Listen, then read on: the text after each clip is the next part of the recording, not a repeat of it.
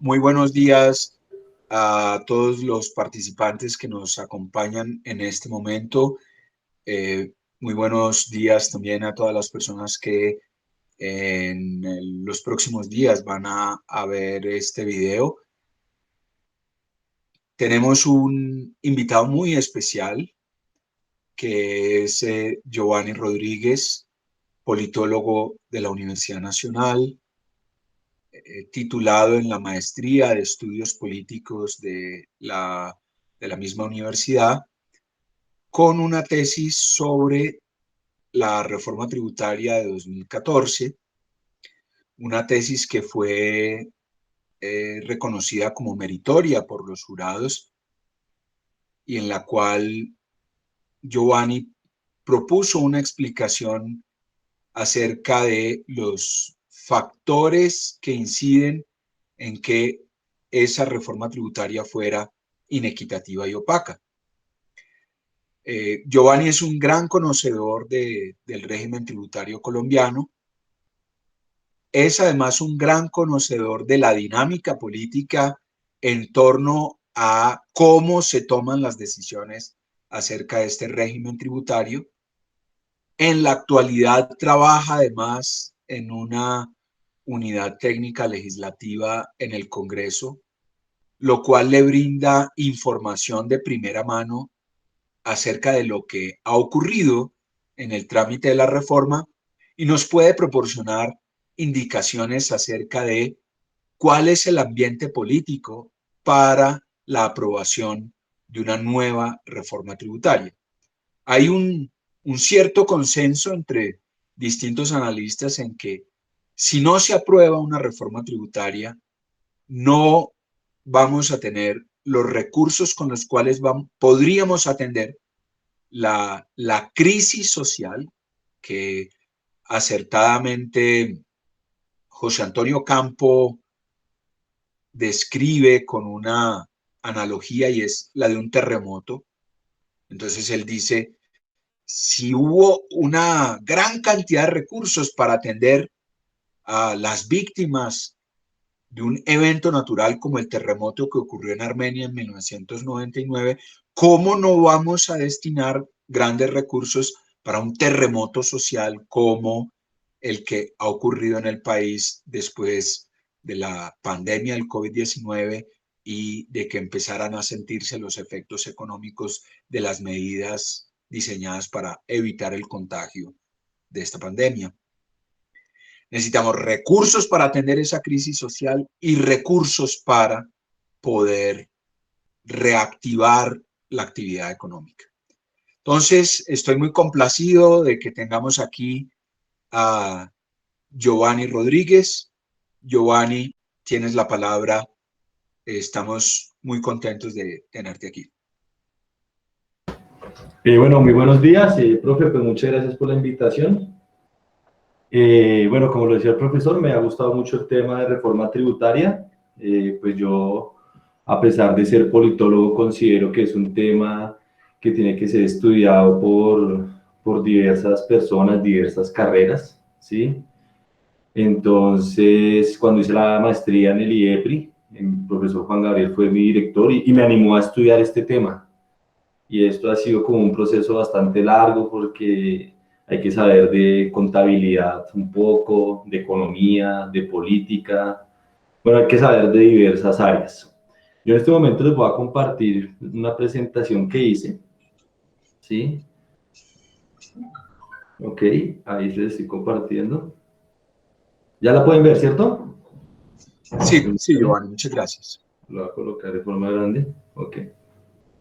Ok, esta presentación lo primero que tengo que decir es que el profesor Jairo Orlando Villabona, él es profesor de la Universidad Nacional, muy amablemente me prestó gran parte de este material que les voy a compartir. Yo actualmente hago parte del grupo de investigación de estudios fiscales y de equidad, del cual él es director, y pues como les digo, a gran parte de ese material él me lo prestó para desarrollar estas diapositivas. Bueno, entonces empecemos. El título le colocamos Reforma tributaria como las del pasado, opaca e inequitativa. Ok, permítame, listo. Bueno, lo primero que hay que decir es que es importante tener en cuenta el tema de la Constitución Política de 1991. ¿Sí? En el artículo 363 se habla que las reformas tributarias y en general el régimen fiscal en Colombia tiene que seguir criterios o principios de equidad, eficiencia y progresividad. Esto es bastante importante porque no se puede solo pensar que una reforma tributaria tiene que hacerse con un sentido de recaudo. Para eso hay pues otros mecanismos que existen y que contempla la Constitución y que se pueden desarrollar en el Congreso de la República. Y es muy importante, y les sugiero esto, que revisen en general el título 12. Esto generalmente hablamos siempre de derechos humanos, de derechos fundamentales, y olvidamos este título que es tan importante para entender más acerca de todo el cuento o todo el tema de reformas fiscales. ¿Listo? Bueno, sigamos. Para darles un contexto, más o menos desde el 2014 vamos a hablar de la crisis de los hidrocarburos, ¿cierto? Esto va a afectar seriamente las finanzas del país. Ustedes muy bien saben que no solo Venezuela, sino también Colombia depende mucho del petróleo, ¿sí? Y de la minería. Entonces, cuando estos precios bajan en el mercado, pues evidentemente va a bajar el recaudo y empresas como Ecopetrol no van a aportar lo mismo al PIB que maneja el país. Entonces, esto va a afectar las finanzas.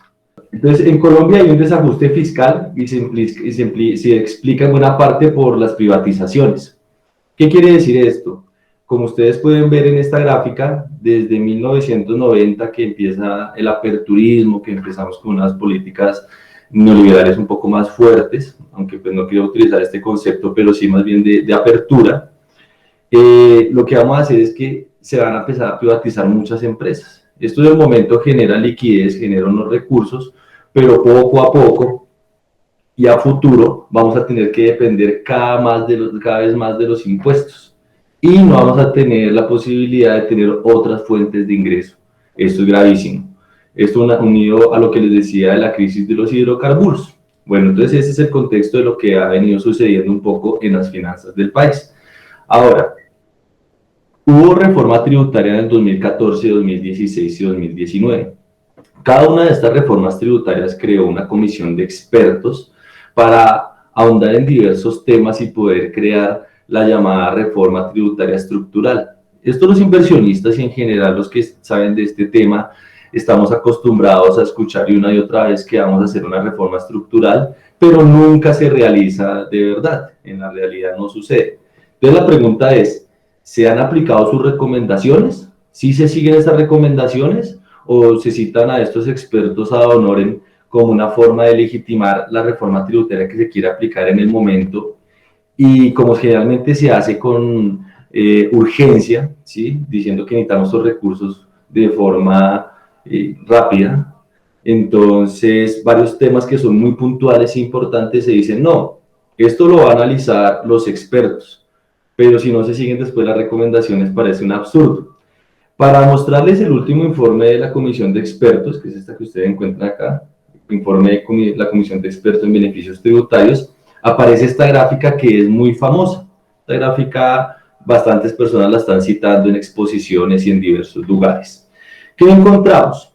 Cuando hablamos de progresividad, como les decía al principio, siendo el artículo 363 de la Constitución Política, lo que decimos es, digamos, en términos de mayor igualdad, criterios en que una sociedad, después de impuestos, la acumulación inherente que genera el capitalismo y que genera pues, el sistema económico, genere unos niveles de mayor igualdad en el ingreso. Entonces vemos que en la gráfica, poco a poco, mientras aumentan, acá cuando tiende a la derecha, es que esos centiles tienen mayores ingresos. Y podemos ver digamos que en este eje, ¿cierto? Que es vertical, o el eje Y, ahí va a aumentar como esa tarifa de lo que se paga en porcentaje. Entonces vemos que sí, evidentemente está aumentando mientras aumentan los ingresos, pero cuando llega al top 1, o sea, al 1% más rico que invierte en el país, porque el que invierte en el país no necesariamente es que viva en el país, cae estrepitosamente. O sea que no le estamos cobrando dinero a los que más tienen. Esto es bastante importante para entender esta discusión y las protestas y todo lo que ha sucedido en el país. Pensemos en Colombia. Entonces, ¿qué es lo que dicen las comisiones? Entonces, lo que nos muestran es el tema de la desigualdad. Nosotros no podemos compararnos con países como Noruega, Suiza, que tienen unos niveles de vida bastante altos. Generalmente, y como Colombia ya hace parte de la OCDE, intentamos seguir unos estándares parecidos a los que ellos tienen. Pero, pues si ustedes se dan cuenta, la mayoría de países de la OCDE no tenemos los mismos ingresos ni nivel de vida. Colombia generalmente, y esto pues lo podemos buscar en varias cifras en internet, suele ocupar los primeros 5 puestos en desigualdad, muchas veces quedamos en el puesto 3. ¿Sí? Estamos compitiendo con países realmente supremamente pobres. Entonces, lo que sucede no es que no tengamos riqueza, sino que la riqueza, ¿quiénes se las están quedando? ¿Sí? Generalmente hasta se está saliendo del país. Y a esas personas que quedan con esa riqueza, que eso no está mal, ¿sí? Acá no es que estamos en contra de la riqueza ni nada por el estilo, pero pues no se está cobrando los impuestos que se debería cobrar a esa población. Bueno, miremos un poquito en términos del coeficiente de Gini. Ustedes saben que existe el coeficiente de Gini o el coeficiente de Palma. El coeficiente de Gini toma toda la población, ¿sí? Y la divide para analizar su ingreso. El coeficiente de Palma generalmente toma a los más pobres con los más ricos. Ambos coeficientes son bastante interesantes para analizar el tema de riqueza y pobreza. Podemos encontrar que cuando nos comparamos, por ejemplo, Colombia, el puntico rojo es antes de impuestos y el puntico verde, que ustedes pueden observar acá, es después de impuestos. ¿Qué podemos apreciar? Que la reforma tributaria o el sistema fiscal colombiano no genera distribución de la riqueza, ¿sí? Esta condición de desigualdad se mantiene. En cambio, encontramos en los países de la OCDE, ¿sí? Que antes hay unos niveles de desigualdad, pero después de impuestos estos niveles bajan. O sea, el coeficiente de Gini baja. Si el coeficiente de Gini tiende a 0, es que la sociedad es supremamente equitativa. Si el coeficiente de Gini tiende a 1, es que una persona lo tiene todo. Entonces, esto es muy importante porque no estamos siguiendo los principios constitucionales o los criterios básicos que podría utilizar el Estado por medio de transferencias, o sea, a través de la herramienta fiscal de los impuestos para generar mayor igualdad. Entonces, esto es muy interesante tenerlo en cuenta. Entonces, ¿qué vemos? Que a la baja carga fiscal en Colombia hay un bajo recaudo. Como nos negamos a cobrarles impuestos a los que tienen, pues nosotros realmente estamos recaudando muy poco.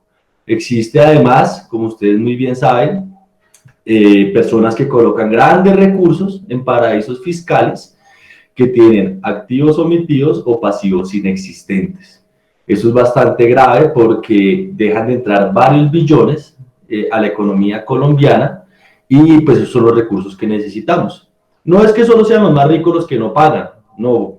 En Colombia tenemos una cultura de la evasión, tenemos una cultura del avivato, ¿sí? Cuando analizamos, por ejemplo, desde la teoría de juegos, todos tendemos a ser el free rider o el gorrión, ¿sí? Tenemos a buscar cómo nos beneficiamos de las normas existentes para no pagar la penalidad, para recibir el beneficio sin pagar eso. Esto es bastante importante.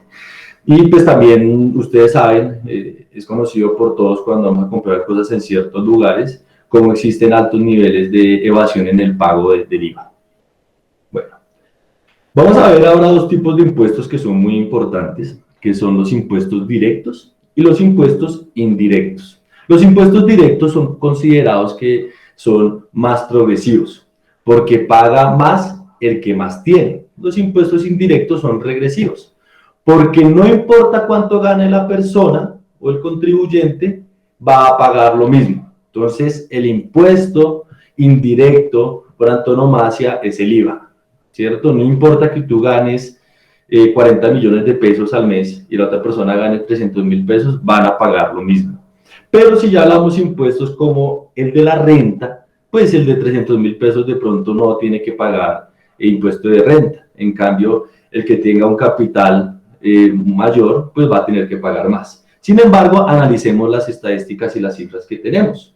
encontramos que para 2021, con el presupuesto nacional general de la nación, que son 152 billones de pesos, ¿cierto? Impuesto en billones, esto es lo que estamos tomando en impuestos, ¿no? Los impuestos directos suman 68,9 billones, mientras que los impuestos indirectos 84 billones. O sea que el 54,9% de los impuestos que pagamos en el país son de corte indirecto, son regresivos. Entonces uno no entiende. ¿Cómo, sabiendo que nuestra sociedad es supremamente desigual, privilegiamos unos impuestos que nos van a hacer cada día más pobres? ¿Sí? Y esto pues se está notando, ¿cierto? En las protestas y en el descontento y pues en general en la calle. Quiero hacer pues la salvedad y que miren ustedes también las cifras del DANE, cómo se está hablando que la pobreza en este momento se sitúa en el 45,2% y la pobreza extrema en el 15%. Cecilia López incluso dice que la pobreza extrema está en el 30%. Mira las cifras, pero cualquier ángulo que miremos, cualquier cifra, lo que apunta es que ya no somos un país de clase media, sino somos un país pobre. Bueno, ahora miremos pues qué dicen los ricos. ¿Será que los ricos se rehúsan a pagar? ¿Será que ellos son entre comillas los malos? Que no queremos plantear eso en ningún momento. Miremos a este señor, Warren Buffett. El hombre es uno de los hombres más ricos del mundo. Y él dice, dejen de mimarnos a los mega ricos. ¿Sí? ¿Por qué dice esto? Porque no es un fenómeno en Colombia, sino que hemos interiorizado a nivel mundial que si no cobramos impuestos va a llegar la inversión extranjera directa, que es necesario, que es menester reducirle la tarifa a los altos centiles de mayor ingreso. Eso es una cuestión que no se entiende por qué, porque incluso Luis Carlos Reyes, del Observatorio Fiscal de la Universidad Javeriana, ¿sí? Él ha demostrado con bastantes escritos que lo último de la literatura de este tema especializado contradice esta idea. Entonces estamos siguiendo principios, ¿sí?, de antaño que no nos han dado resultado, pero que seguimos insistiendo en eso y pues lo que está generando es una crisis tremenda, no solo económica, social, política, de salud, de no tener un Estado que tenga las suficientes herramientas para solventar todas las tensiones sociales y todos los déficits que tenemos, que son totalmente evidentes. Bueno, miremos ahora esta otra gráfica, gravámenes en Colombia, el mundo al revés, ¿cierto? Entonces, una persona pobre o de común paga más o menos el 30% de sus ingresos en impuestos. Acá se va en IVA, se van varias tarifas que muchas veces hasta no percibimos directamente. Mientras que los ricos, y en esto hay pues también una salvedad, hay que ver el trabajo de Garay Espitia, no solo podemos hablar de ricos, sino también hay súper ricos y súper ricos, ¿sí? Y lo que usted decía, mega ricos. No hay que meter en la misma bolsa a la persona que gana 6 millones de pesos, que por supuesto es un privilegiado en el país, pero hay otras personas que ganan por dividendos al año 600 millones de pesos y no están pagando lo que deberían, y otros que están sacando billones de pesos. Entonces, aunque no se meten en la bolsa, pero sí el porcentaje de pago de estos mega ricos es mínimo, 1,5% de la utilidad. Entonces no se entiende por qué. Porque los recursos sí están, la plata sí está, el dinero sí está, lo que pasa es que nos estamos negando a cobrarla. Impuestos sobre los dividendos, que esto es para 2019, que es lo interesante, que en esta reforma por fin se aplicó este impuesto. Sin embargo, se considera que es insuficiente una tarifa del 10% en Estados Unidos, que no es pues un país comunista, sino es la vanguardia del capitalismo, se está cobrando 37%. Los dividendos, ¿qué vienen a hacer? Cuando las empresas, ¿sí?, van a pagar las ganancias que sacaron por sus acciones. Eso es el tema. E incluso ahora Observatorio Fiscal y el grupo Jefe y otros grupos que están analizando el tema están mostrando que varias herramientas que están utilizando ni siquiera es el pago por dividendos, sino por recompra de acciones. Están buscando qué es eludir. Cuando yo utilizo toda la estructura legal, tributaria, fiscal, ¿sí?, con mis contadores, con mis abogados, para, utilizando la ley, evitar pagar menos, ¿sí? Y esto pues es muy grave porque tiene una intención de defraudar al fisco. Frente a eso, lo último que quiero decir es que, aunque no soy muy amante, incluso con el profesor, no apoyamos mucho el tema de penalizaciones, pero la herramienta que hemos utilizado en las últimas reformas tributarias, digo, desde 2014 para acá, ha sido de normalización tributaria. O sea, si no pagas y te pillamos, entonces pagas una multa. Pero la multa ni siquiera es muy alta, entonces genera muchos incentivos para no pagar, lo cual es supremamente grave. En otros países esto es hacer trampa, esto es ilegal y genera penalidad. Tendríamos que buscar formas más creativas, pero no generar en esta idea, en este juego, siguiendo como otra les decía la teoría de juego, el profesor muchas veces nos explicó esto en clase, estos incentivos para que los jugadores prefieran no pagar, ¿sí? Prefieran eludir o evadir, y si son pillados, que pena el concepto, término poco académico, entonces simplemente pagan una multa y las cosas siguen. Acá estamos analizando las tasas efectivas del impuesto de renta en empresas. Este es un trabajo que hizo el profesor Villabona con Kimbay y está acá hasta el 2016. Aquí vamos a hacer un alto en el camino, muy corto. Yo los invito a hacer el siguiente ejercicio que va a quedar grabado. Entonces, permítanme un segundo. Entonces, ¿cuál es la idea? El ejercicio que los invito a hacer es ir a la página de la DIAN. Si ustedes van acá al inicio de la página, aquí ustedes van donde dice cifras, estadísticas, ¿listo? Estadísticas de tributos internos administrados por la DIAN, ¿sí? Acá tomamos el de personas jurídicas, pues también pueden tomar de personas naturales si aparecen otros. Vamos a tomar la salida de agregados de renta jurídicos para el 2019. Aquí les va a salir este archivo, ustedes los descargan en sus computadores, ¿sí? Simplemente extraerlos, y les va a aparecer esto. Aquí yo ya tengo hecho el ejercicio, pues por cuestiones de tiempo no quería pues que nos gastáramos, porque si lo hiciera paso a paso, evidentemente me va a gastar más tiempo. ¿De dónde voy a sacar yo esta fórmula? Que va a tomar esta celda, lo va a dividir en este, me va a dar este porcentaje, para sacar la tarifa efectiva de los bancos. Esto es un trabajo que desarrolla el profesor que les comentaba, el profesor Villabona y Carlos Quimbay. Este es el trabajo, y en este trabajo ellos tienen esta fórmula. Esta fórmula no es que ellos se la inventen, esta ecuación. Entonces, la tasa efectiva en renta es igual al impuesto neto de renta dividido a la renta líquida del ejercicio, más los ingresos no constitutivos de renta, más deducciones en inversión de activos fijos, más rentas exentas. Esta es el ejercicio que hacen, y esto lo toman de un documento de la DIAN de 2015. Todo este material igual se los voy a pasar al profesor Juan Gabriel, y pues ustedes lo pueden buscar fácilmente en internet. Entonces, una vez que tenemos en cuenta este ejercicio o esta ecuación, la vamos a aplicar. Entonces, lo primero es, vamos a la celda BJ, vamos a ir a la BJ, permítame. Entonces, la celda BJ dice impuesto neto de renta. Listo, entonces ya tenemos nuestro numerador. Ahora vamos a dividirlo, ¿cierto? Al denominador. Entonces, lo primero que tomamos es el AY. AY. Entonces, encontramos en el AY renta líquida gravable, más AW, que es la renta exenta, más el AF, que son los ingresos no constitutivos de renta. Para los que son bastante observadores dirá que faltaría la deducción en inversión en activos fijos. Esto depende de cómo esté planteado en su momento la reforma tributaria, depende el sector que se va a analizar, y pues ustedes mirando los desagregados, así como lo realicé en este ejercicio para el año 2019, está todo correcto. Tomo estas cifras, hago el análisis y me da una tarifa del 21,31%.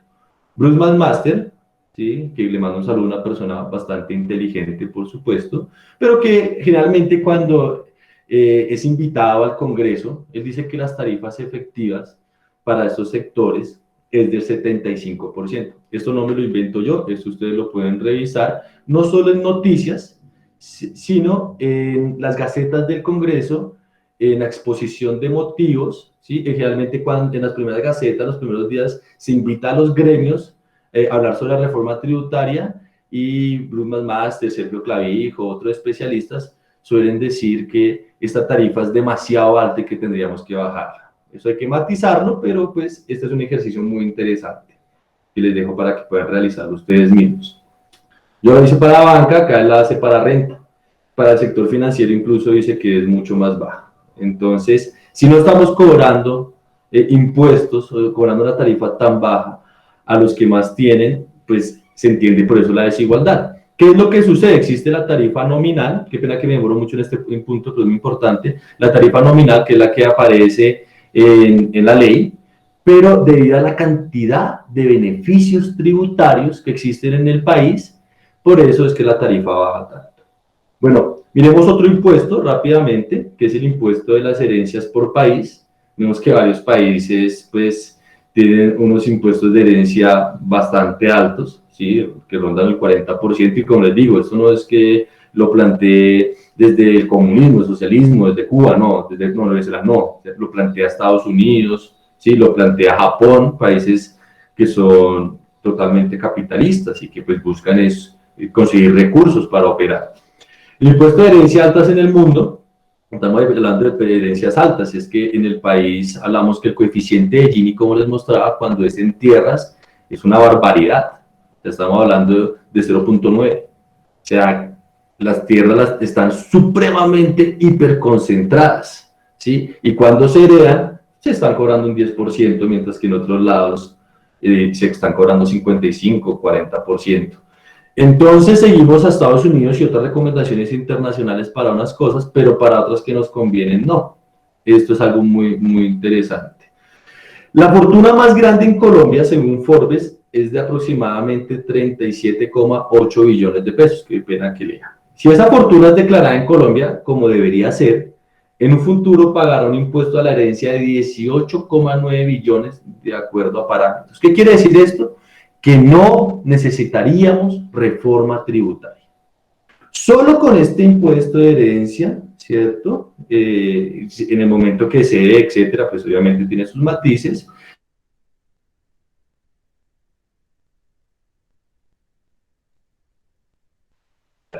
Se congeló la imagen. ¿Sí? ¿Se congeló, profe? Sí, Giovanni, si puedes repetir la última parte cuando alcanzamos a escuchar hasta cuando dijiste que solamente con el impuesto de herencias. Listo, perfecto, ya. Voy a volverles a leer. Ahí me pueden ver, ya se recuperó la imagen, profe. Listo. Entonces, otra vez. Voy a leerles lo que está en la imagen. El impuesto a la de fortuna más grande en Colombia, según Forbes, es de aproximadamente 37,8 billones. Si esa fortuna es declarada en Colombia, como debería ser en un futuro, ¿sí? Para un impuesto a la herencia de 18,9 billones. ¿Sí? ¿Qué quiere decir esto? Que en el momento que se diera, no necesitaríamos reforma tributaria, porque los recursos que necesitamos para este momento estarían acá. Entonces, no es que no estén los recursos, no es que no esté la plata, no es que el país no tenga cómo conseguir todo este presupuesto, es que no queremos cobrar. Y no se entiende por qué si es urgente para el país. Y las medidas con las que queremos cobrarlo afectan a la clase media, ¿sí? Y afecta en gran parte a la población que en su mayoría es pobre, como les he venido diciendo. Pobre en términos económicos y monetarios, ¿no? No quiero decir que tengamos una pobreza propiamente nosotros, ¿no?